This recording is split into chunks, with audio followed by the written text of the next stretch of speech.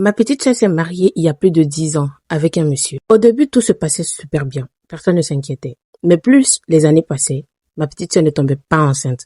Donc, ce qui veut dire, les années avançaient, mais le couple n'avait pas d'enfant. Alors, il faut savoir que, avant le mariage, ma mère, elle a emmené ma petite sœur faire des échographies, histoire de savoir si elle se porte bien.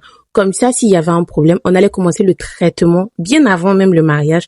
Comme ça, on espère avoir au moins une année et après ça, elle tombe enceinte.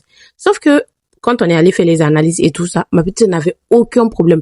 Elle se portait super bien. Au contraire, maman disait qu'elle était super fertile. Maintenant, de voir toutes ces années-là passer sans que ma petite sœur ne tombe enceinte. Et son mari dit que lui, il n'a aucun problème. En plus de tout ça, c'est ma petite sœur qui l'indexe. À chaque moment, il l'insulte, il la traite de femme stérile, femme incapable, femme qui ne peut pas donner d'enfants à son mari. Bref, tout ce qu'on peut dire à une femme pendant son mariage qui n'arrive pas à enfanter, c'est tout ça là que le monsieur envoyait sur ma petite sœur. Sachant que à plusieurs reprises, on l'a poussé à aller faire des échographies, des tests, des analyses et tout ça.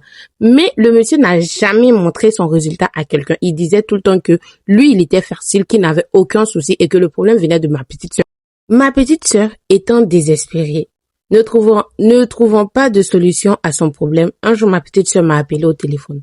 Elle me dit, grande sœur, je vais chercher un homme avec qui je vais avoir de rapport, histoire de voir si je vais tomber enceinte ou pas.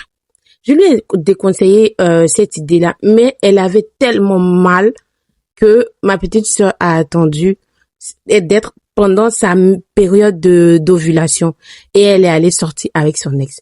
Faut savoir que ma petite sœur est tombée enceinte. Quand son mari a appris ça, sachant qu'il ne peut pas faire d'enfant, il n'a pas fait de problème, il n'a rien fait. Il a accepté la grossesse là comme ça. Nous, on savait que l'enfant n'était pas de lui. Lui, il n'a pas fait de problème, chacun est resté là dans ce. Maintenant, faut savoir que le mari de ma petite sœur est un homme riche. Il a une grande parcelle d'agriculture, c'est-à-dire qu'il a un grand champ au village. Donc, l'enfant commence à grandir, il aime, en tout cas, ce qu'il nous montrait, on ressentait l'amour qu'il avait pour l'enfant. Et il partait souvent avec l'enfant dans son champ, quand il partait au village. En tout cas, il tissait les liens de père et de fils. Jusqu'à ce qu'un jour, il parte au village, lui et l'enfant, et qu'il appelle ma sœur pour lui dire qu'il s'est passé quelque chose de grave. La première question que ma petite sœur a eu à lui poser, c'était de savoir comment va l'enfant. Mon beau n'a pas pu répondre à ma petite sœur.